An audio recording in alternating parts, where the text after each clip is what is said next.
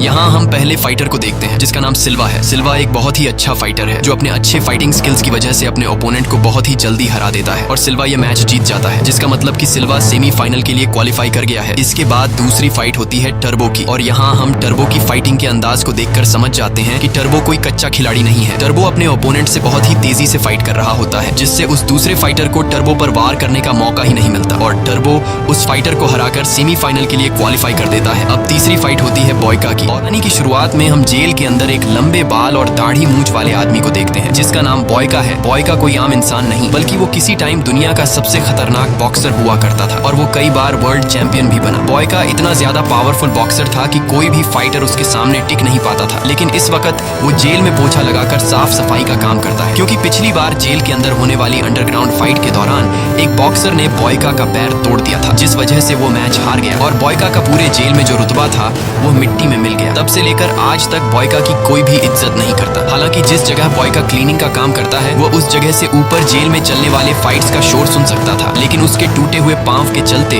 वो चाहकर भी फाइट का हिस्सा नहीं बन सकता था। एक वक्त था जब बॉयका यहाँ इस जेल का बेताज बादशाह हुआ करता था, लेकिन अब इस जेल में उसे कोई भी नहीं पूछता और बॉयका की जगह एक नए चैंपियन को लोग इज्जत देने लगे हैं जिसका नाम साइकॉब है। साइकॉब भी एक बहुत ही खूंखार फाइटर है जो अपने सामने वाले ओपोनेंट को मार मार कर उसका बुरा हाल कर देता है। यहाँ हम इस जेल में अंडरग्राउंड फाइट को रिप्रेजेंट करने वाले आदमी को देखते हैं जिसका नाम गागा है, जो पिछले कई सालों से अंडरग्राउंड फाइट करके पैसा कमा रहा है और आज से कुछ साल पहले बॉयका गागा के लिए फाइट लड़ा करता था, लेकिन बॉयका की टांग टूटने के बाद अब साइकॉब गागा का फेवरेट फाइटर है। फाइट खत्म होने के बाद जब गागा यहाँ से जा रहा होता है तब गागा की नजर बॉयका पर पड़ती है। बॉयका की हालत काफी खराब होती है जिसे देखकर गागा को बॉयका पर तरस आ जाता है, इसलिए गागा अपने एक आदमी को कुछ पैसे देकर उससे कहता है कि जाओ यह पैसे बॉयका को दे दो और जब वो आदमी बॉयका को पैसे देने आता है तब बॉयका पैसे लेने से इनकार कर देता है। ये देखकर गागा समझ जाता है कि बॉयका अपनी इस जिंदगी से खुश नहीं है, क्योंकि वो किसी टाइम पर एक बहुत ही अच्छा फाइटर हुआ करता था, जिस वजह से आज भी गागा के दिल में बॉयका के लिए इज्जत होती है। इसलिए गागा खुद बॉयका के पास आता है और उससे कहता है कि तुमने मेरे लिए बहुत सारी फाइट्स लड़ी है जिससे मैंने काफी सारे पैसे कमाए हैं, इसलिए मैं चाहता हूँ कि तुम मेरे ये कुछ पैसे कबूल कर लो। लेकिन बॉयका पैसे लेने से इनकार कर देता है और कहता है कि अगर तुम मेरी मदद करना चाहते हो तो तुम अपने सबसे अच्छे फाइटर यानी साइकॉब से मेरी फाइट करवा दो। यह सुनकर गागा हंस पड़ता है और कहता है कि अब तुम टूटे हुए पांव की वजह से नाकारा हो चुके हो और लड़ने की हालत में बिल्कुल भी नहीं हो, इसलिए मैं तुम्हें रिंग में मरते हुए नहीं देख सकता। यह सुनकर बॉयका को काफी बुरा लगता है, क्योंकि एक वक्त इस जेल पर राज करने वाला बॉयका को आज लोग लाचार समझने लगे हैं और ये सब बॉयका से देखा नहीं जाता। इसलिए वो अपने टूटे हुए टांग पर प्रैक्टिस करना शुरू कर देता है और हर रोज एक्सरसाइज करके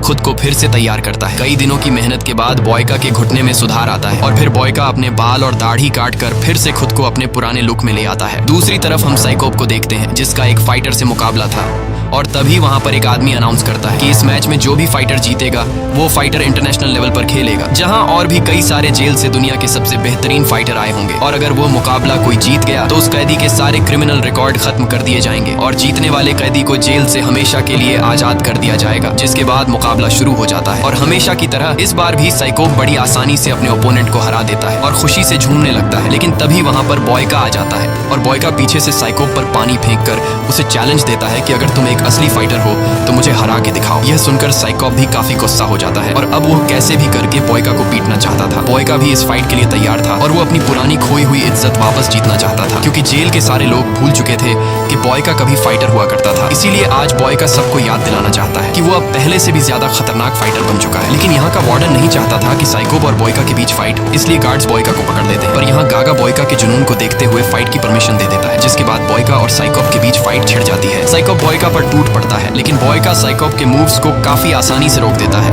और साइकॉब बॉयका के सामने ज्यादा देर तक टिक नहीं पाता और यह मैच बॉयका जीत जाता है। ये देखकर जेल के सभी लोग चौंक जाते हैं और गागा बॉयका के फाइटिंग स्किल से काफी इंप्रेस हो जाता है। गागा देखता है कि बॉयका में अभी भी वही पुरानी आग जल रही है, इसीलिए गागा साइकॉब की जगह बॉयका को इंटरनेशनल बॉक्सिंग टूर्नामेंट के लिए सिलेक्ट कर लेता है। लेकिन उस टूर्नामेंट में हिस्सा लेने के लिए बॉयका को इस जेल से दूसरे जेल जाना पड़ेगा और फिर अगले ही दिन बॉयका को उस जेल भेज दिया जाता है जहां पर यह टूर्नामेंट होने वाला है। लेकिन अंदर आते ही बॉयका देखता है कि यहाँ और भी कई सारे फाइटर आए हुए हैं और ये दुनिया के सबसे बेहतरीन फाइटर्स हैं। ये सभी अलग अलग कंट्री से इस फाइट में हिस्सा लेने के लिए आए हैं और हर एक फाइटर इस मैच को जीतने की उम्मीद रखता है, क्योंकि इन्हें पता होता है कि जो भी फाइटर फाइनल मैच जीतेगा उस फाइटर के सारे क्रिमिनल रिकॉर्ड खत्म कर दिए जाएंगे और साथ ही उसे जेल से भी आजाद कर दिया जाएगा। और इन्हीं फाइटर्स में से एक फाइटर जिसका नाम टर्बो है वो वार्डन के साथ बदतमीजी करने लगता है। लेकिन इस जेल का वार्डन बहुत ही ज्यादा स्ट्रिक्ट था, इसीलिए गार्ड टर्बो के पैर में स्टिक मारकर उसे नीचे गिरा देता है। अब यहाँ वार्डन टर्बो और बाकी फाइटर्स के पास आकर उन्हें इस जेल के रूल समझाता है और कहता है कि अगर किसी ने भी रूल तोड़ा तो उसे सीधा मार दिया जाएगा। इसके बाद इन्हें उस जगह पर ले जाया जाता है जहाँ पर यह फाइट होने वाली है और वह फाइट रिंग काफी बड़ा था, जिसे देखकर यह सभी फाइटर समझ जाते हैं कि यह फाइट टूर्नामेंट कितना ग्रैंड होने वाला है, जिसे देखने के लिए बहुत सारे लोग भी आने वाले हैं। इसके बाद सभी कैदियों को उनके सेल में ले जाया जाता है और अगली सुबह वार्डन आकर सभी कैदियों से कहता है कि तुम्हें प्रैक्टिस के लिए सिर्फ 1 घंटा दिया जाएगा, बाकी पूरा दिन तुम्हें काम करना होगा। यह सुनकर सभी कैदियों को काफी अजीब लगता है और वार्डन से यह लोग पूछने लगते हैं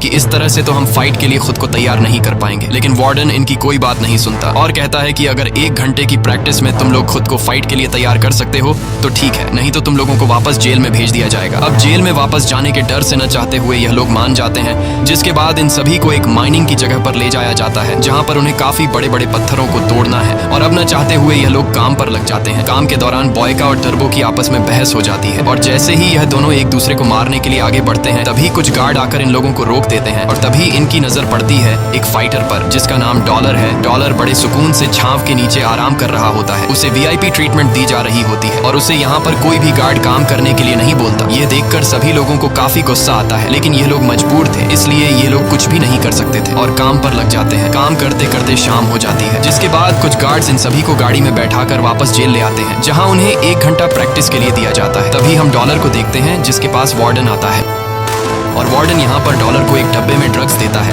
ये ड्रग्स परफॉर्मेंस एनहांसमेंट के लिए होते हैं, जिसे लेने के बाद डॉलर की बॉडी में और भी ज्यादा पावर आ जाएगी और वो अपने ओपोनेंट को आराम से हरा देगा। अब यहाँ वो दिन आता है जिस दिन टूर्नामेंट स्टार्ट होने वाला था और पूरे दुनिया में सट्टेबाजी होना शुरू हो जाती है, जहाँ पर सभी लोग अपने फेवरेट फाइटर्स पर पैसा लगाने लगते हैं। जिसके बाद पहली फाइट शुरू हो जाती है। यहाँ हम पहले फाइटर को देखते हैं जिसका नाम सिल्वा है। सिल्वा एक बहुत ही अच्छा फाइटर है जो अपने अच्छे फाइटिंग स्किल्स की वजह से अपने ओपोनेंट को बहुत ही जल्दी हरा देता है और सिल्वा ये मैच जीत जाता है, जिसका मतलब कि सिल्वा सेमीफाइनल के लिए क्वालिफाई कर गया है। इसके बाद दूसरी फाइट होती है टर्बो की और यहाँ हम टर्बो की फाइटिंग के अंदाज को देखकर समझ जाते हैं कि टर्बो कोई कच्चा खिलाड़ी नहीं है। टर्बो अपने ओपोनेंट से बहुत ही तेजी से फाइट कर रहा होता है, जिससे उस दूसरे फाइटर को टर्बो पर वार करने का मौका ही नहीं मिलता और टर्बो उस फाइटर को हराकर सेमीफाइनल के लिए क्वालिफाई कर देता है। अब तीसरी फाइट होती है बॉयका की और उसका ओपोनेंट फ्रांस का बेहतरीन फाइटर डुपॉन होता है। अब जैसे ही फाइट की शुरुआत होती है तब डुपॉन बॉयका पर हमला कर देता है, लेकिन बॉयका बड़ी आसानी से डुपॉन के पंचेस से खुद को बचाता है और काफी देर तक लड़ने के बाद बॉयका जब समझ जाता है कि डुपॉन थक चुका है तब बॉयका उस पर हमला कर देता है और बॉयका भी डुपॉन को हराकर सेमीफाइनल में पहुंच जाता है। बॉयका के इस मैच को पुराने जेल में उसके साथ ही देख रहे होते हैं जिस जेल में बॉयका ने कभी अपना राज चलाया था और बॉयका का मैच जीतते हुए देखकर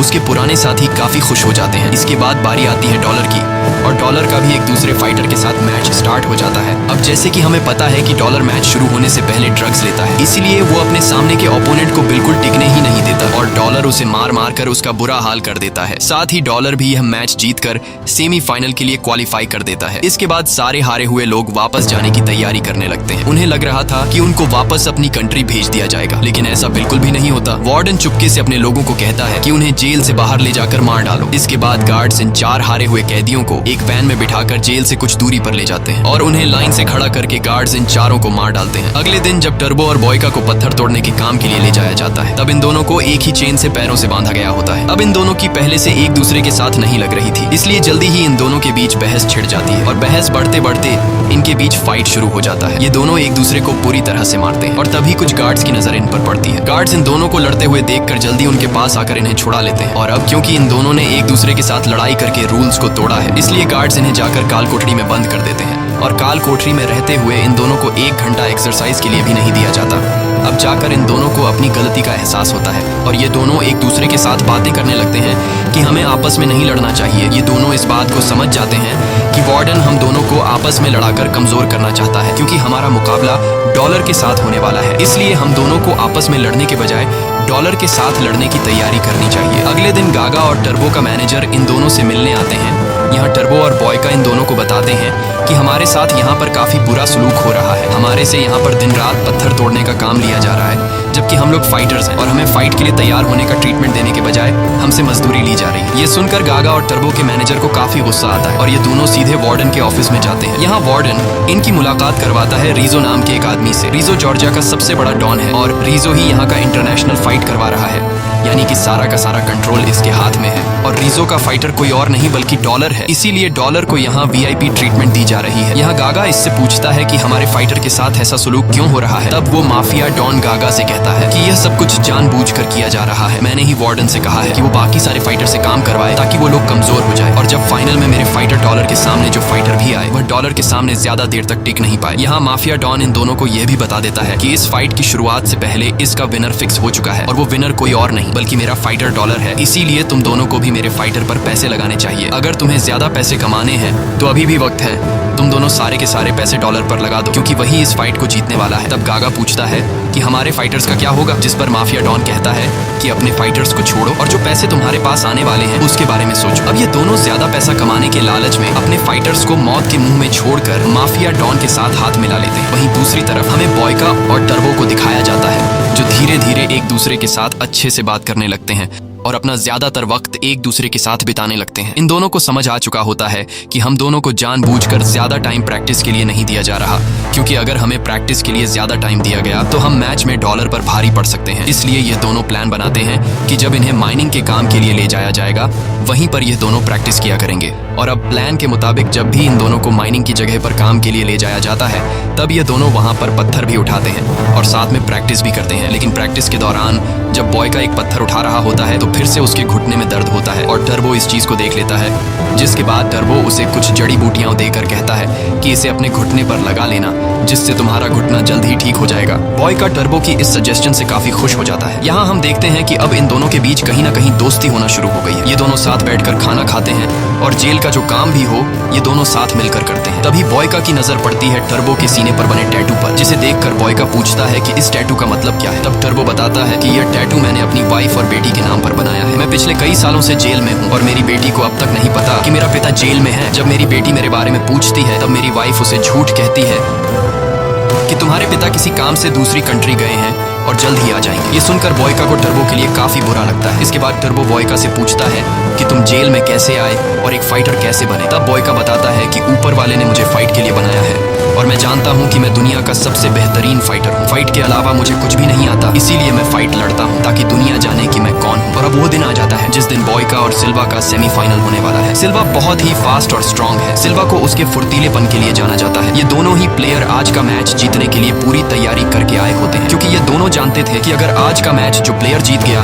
वह फाइनल के लिए क्वालिफाई कर जाएगा। इसके बाद मैच स्टार्ट हो जाता है और सिल्वा बॉयका पर टूट पड़ता है। सिल्वा जो कि काफी ज्यादा फ्लेक्सिबल होता है, इसलिए वह बॉयका से काफी अजीब तरीके से लड़ने लगता है। बॉयका को कुछ समझ नहीं आ रहा होता कि सिल्वा पर कैसे हमला किया जाए, क्योंकि बॉयका जब भी उस पर वार करता है तब सिल्वा अपनी फ्लेक्सिबिलिटी से खुद को बचा लेता है। इस दौरान बॉयका के टांग में फिर से दर्द होना शुरू हो जाता है, जिससे ऊपर खड़ा डॉलर नोटिस कर लेता है। बॉयका को कुछ समझ नहीं आता कि वह सिल्वा को कैसे हराए, लेकिन बॉयका की सबसे बड़ी खासियत यही है कि वह पहले प्लेयर के मूव को समझता है और जब वह समझ जाता है कि सामने वाला प्लेयर किस तरीके से लड़ रहा है तब बॉयका अपनी चाल बदल लेता है और वह सिल्वा पर टूट पड़ता है और बॉयका उसे मार मार कर उसका बुरा हाल कर देता है। लेकिन इतना मार खाने के बावजूद भी सिल्वा हार मानने को तैयार नहीं था और वह काफी घायल हालत में बॉयका का मुकाबला करता है। लेकिन जब सिल्वा उस पर वार करने की कोशिश करता है तब सिल्वा उल्टा बॉयका से मार ही खाता है और एक वक्त ऐसा आता है जब बॉयका यहाँ पर सिल्वा को हरा देता है। और अब सिल्वा को हराने के बाद बॉयका पहुंच जाता है फाइनल में। बॉयका को फाइनल में जाता देखकर वहां पर मौजूद कैदी काफी खुश होते हैं, लेकिन माफिया डॉन रीजो की मुसीबत बढ़ने लगती है, क्योंकि बॉयका को सिर्फ 1 घंटा प्रैक्टिस देने के बावजूद भी उसने एक बहुत ही अच्छे फाइटर सिल्वा को हरा दिया। ये देखकर माफिया डॉन काफी परेशान हो जाता है, क्योंकि अब अगला सेमीफाइनल मैच टर्बो और डॉलर के बीच होने वाला था। इसीलिए उसे डर रहता है कि कहीं टर्बो मेरे फाइटर डॉलर को सेमीफाइनल में हरा न दे। ये सोचकर माफिया डॉन सीधा जाता है जेल के वार्डन के पास और वार्डन से कहता है कि हमने जितना सोचा था बॉयका और टर्बो उससे ज्यादा खतरनाक है, लेकिन बॉयका ऑलरेडी फाइनल में पहुंच चुका है, इसीलिए मैं चाहता हूं कि तुम लोग टर्बो को घायल कर दो ताकि वह अगले मैच के लिए तैयार नहीं हो सके और डॉलर बिना मैच जीते फाइनल में पहुंच जाए। अब उस माफिया डॉन की बात को मानते हुए वार्डन सीधा पहुंचता है टर्बो के सेल के पास, जहां वार्डन टर्बो के सेल का दरवाजा खोल देता है, जिसके बाद गार्ड्स टर्बो को बुरी तरह से मारने लगते हैं और इतना मारते हैं कि टर्बो का बुरा हाल कर देते हैं। अब टर्बो ज्यादा घायल होने की वजह से वो डॉलर के साथ सेमीफाइनल मैच खेलने की हालत में नहीं था। कुछ देर बाद यहाँ बॉयका टर्बो से मिलने आता है। बॉयका देखता है कि टर्बो बहुत ही बुरी हालत में स्ट्रेचर पर लेटा हुआ है और बॉयका समझ जाता है कि टर्बो को इसलिए मारा गया है ताकि वो डॉलर के साथ मैच न खेल सके। लेकिन टर्बो जो एक बहुत ही अच्छा फाइटर है, वो इस हालत में भी डॉलर के साथ फाइट करने को तैयार था। पर बॉयका उसे समझाता है कि तुम इस हाल में कभी भी मैच नहीं जीत सकते, इसलिए डॉलर के साथ तुम फाइट मत लड़ो। लेकिन टर्बो मानने को तैयार नहीं था। इसके बाद बॉयका वापस आकर प्रैक्टिस करने लगता है। तभी उसके पास डॉलर आता है और बॉयका का मजाक उड़ाते हुए कहता है कि मुझे पता है कि तुम इससे पहले जेल में क्लीनिंग और टॉयलेट साफ करने का काम करते थे,